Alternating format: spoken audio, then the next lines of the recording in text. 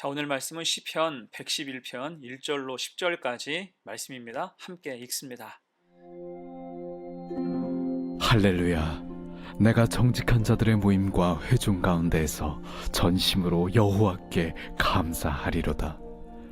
여호와께서 행하시는 일들이 크시오니 이를 즐거워하는 자들이 다 기리는도다. 그의 행하시는 일이 존귀하고 어미하며 그의 의의가 영원히 서 있도다. 그의 기적을 사람이 기억하게 하셨으니 여호와는 은혜로우시고 자비로우시도다. 여호와께서 자기를 경외하는 자들에게 양식을 주시며 그의 언약을 영원히 기억하시리로다. 그가 그들에게 문나라의 기업을 주사 그가 행하시는 일의 능력을 그들에게 알리셨도다.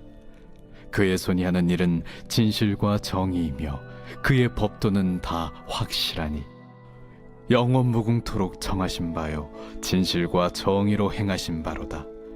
여호와께서 그의 백성을 속량하시며 그의 언약을 영원히 세우셨으니 그의 이름이 거룩하고 지존하시도다. 여호와를 경외함이 지혜의 근본이라. 그의 계명을 지키는 자는 다 훌륭한 지각을 가진 자이니 여호와를 찬양함이 영원히 계속되리로다. 전심과 선순환이란 제목으로 말씀 증거합니다. 시편에 드러난 시적인 기법 중에 한 가지는 알파벳 시라는 유형이 있어요. 쉽게 말하면 시의 각 라인 첫머리 글자가 히브리 알파벳 순서를 따라서 시작하는 것입니다. 이렇게 하는 이유는 암기를 쉽게 하기 위함이죠. 이때 오늘 시편 111편은 우리 성경으로는 10절이지만 원문에서는 총 22개의 라인으로 구성되어 있어요. 마치 초성으로 시작하는 삼행시, 오행시처럼 알파벳 순서의 짧은 말씀으로 이 말씀을 잘 암송해서 그 마음에 새기라는 그러한 뜻일 것입니다. 그런 의미에서 오늘 말씀의 주제는 선명해요. 하나님을 경외하라는 것입니다. 우리를 향해 큰 은혜를 주신 하나님을 늘 기억하고 감사하라는 거예요. 1절입니다. 할렐루야, 내가 정직한 자들의 모임과 회중 가운데에서 전심으로 여호와께 감사하리로다. 아멘. 여기서 모임은 소규모의 사적인 만남을 뜻하지요. 그리고 회중은 대규모의 공적인 집회를 의미하는 말입니다. 이때 시인은 그런 모임의 크기와는 상관없이 하나님을 기억하고 감사할 것을 고백해요. 소수로 모였거나 다수로 모였거나 어느 곳에서든지 모인 곳에서 감사와 찬양을 드리는 마음과 태도가 중요하고 또한 동일해야 할 것입니다. 우리의 찬양과 감사를 받으시는 분은 언제나 하나님이시기 때문이에요. 우리가 기도하는 것도 그렇습니다. 혼자서 하든 혹은 같이 하든 기도하는 마음과 태도는 동일해야 돼요. 우리의 기도를 받으시는 분 역시 언제나 하나님이시기 때문입니다. 곧 우리는 늘 하나님 앞에서 전심이어야 돼요. 이때 전심은 관심 정도만을 의미하는 단어가 아니라 우리의 영혼 또한 지정의를 포함하는 전 인격을 의미합니다. 그래서 야고보 사도는 야고보서 1장에서 기도할 때 두 마음을 품지 말 것을 강조했어요. 두 마음을 품는 것은 전심이 아니라 반심이겠죠. 거기에서 의심이 스며드는 것입니다. 이에 우리는 늘 하나님 앞에서 전심을 다해야 할 줄로 믿습니다. 자, 이어서 2절과 3절은 하나님께서 하신 일의 크기를 반복해서 강조하는 말씀이에요. 곧 우리가 또한 그 백성이 하나님을 경외하는 이유를 분명히 밝히고 있어요. 여호와께서 행하시는 일들이 크시오니 이를 즐거워하는 자들이 다 기리는도다. 그의 행하시는 일이 존귀하고 어미하며 그의 의가 영원히 서 있도다. 아멘. 여기서 성도는 2절 끝의 말씀이죠. 기리는도다. 이 말처럼 하나님의 크신 은혜를 깊이 깨닫고 생각하고 연구해야 한다는 거예요. 그럴 때 하나님이 행하시는 모든 일이 존귀하고 어미하다는 것을 깨닫고 우리 믿음은 더 깊어질 수 있기 때문이에요. 그 증거가 4절이죠. 그의 기적을 사람이 기억하게 하셨으니 여호와는 은혜로우시고 자비로우시도다. 아멘. 여기서 말하는 그의 기적은 출애굽을 상징하죠. 여러분, 이스라엘 역사 가운데 출애굽의 기적이 갖는 위상은 절대적입니다. 하나님께서 종살이하던 이스라엘 민족에게 출애굽의 은혜를 주셔서 자기 백성을 삼아 주셨고 가나안 땅까지 인도하셨죠. 강대한 애굽을 향해서 10가지 재앙으로 모든 그 악한 역사를 끊으셨고 홍해를 건너게 하셨으며 그 죄악된 나라에서 완전히 빠져나오게 하셨어요. 그리고 이후 40년의 광야 생활을 통해서 묵은 때를 온전히 벗겨내게 하시고 마침내 가나안에 들어가서 살게 하셨습니다. 오로지 하나님의 은혜인 거예요. 이것을 어떻게 잊을 수가 있겠습니까? 하지만 그 백성이 세상에 뛰어들고 죄와 짝할 때 그 은혜에 대한 기억은 서서히 흐려지는 것입니다. 이에 오늘 시편 기자가 2절에서 강조하죠. 여호와께서 행하시는 일들이 크시오니 이를 즐거워하는 자들이 다 기리는도다. 다 기리는도다. 하나님의 은혜를 연구해서 그 가슴에 새겨야 한다는 것입니다. 그럴 때 4절의 고백이 가능해요. 그의 기적을 사람이 기억하게 하셨으니 여호와는 은혜로우시고 자비로우시도다. 아멘. 하나님의 은혜를 연구하고 발견하면 그로 인해서 당연히 이 고백이 나와야 한다는 것입니다. 여호와는 은혜로우시고 자비로우시도다.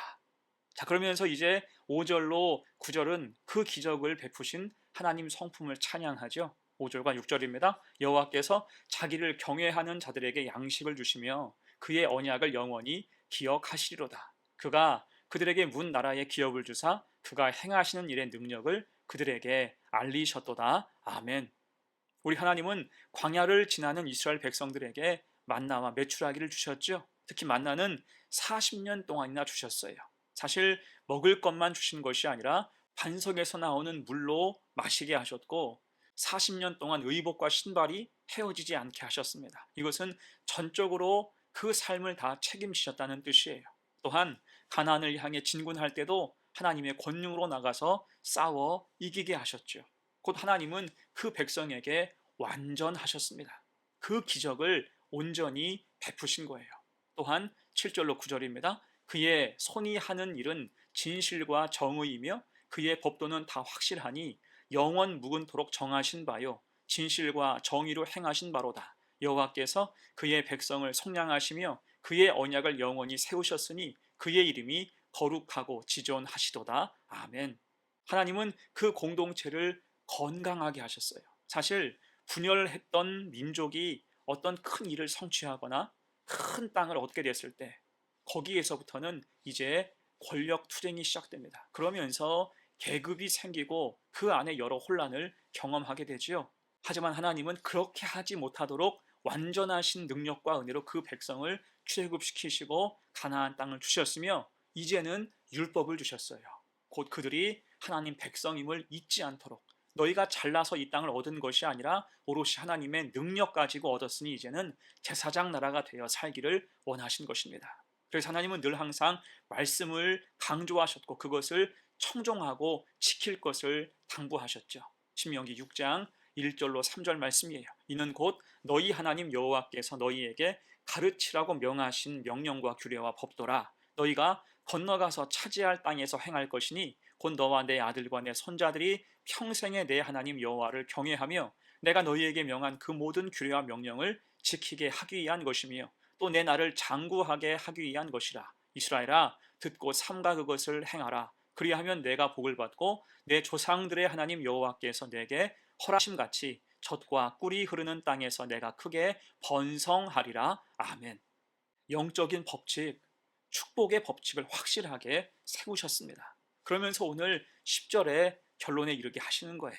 여호와를 경외함이 지혜의 근본이라 그의 계명을 지키는 자는 다 훌륭한 지각을 가진 자이니 여호와를 찬양함이 영원히 계속되리로다. 아멘. 자, 여기서 근본은 출발점, 본질이라는 뜻이겠죠. 곧 하나님의 은혜를 연구해서 잊지 않는 것, 하나님을 경외하며 그 말씀을 지키며 순종하는 것이 모든 은혜의 출발이 되며 인생의 지혜이고 삶의 본질이 된다는 것입니다.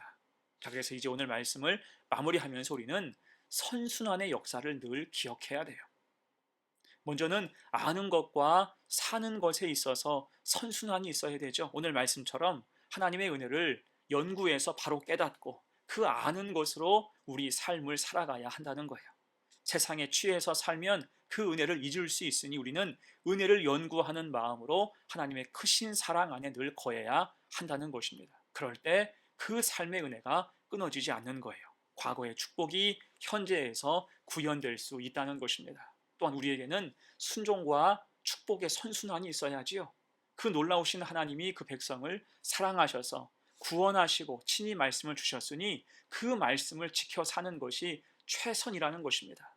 분명한 약속을 주셨는데 그 약속이 지속되고 그대로 이루어지는 핵심은 오롯이 순종에 있다는 거예요. 순종과 축복의 선순환을 하나님은 강조하신 것입니다.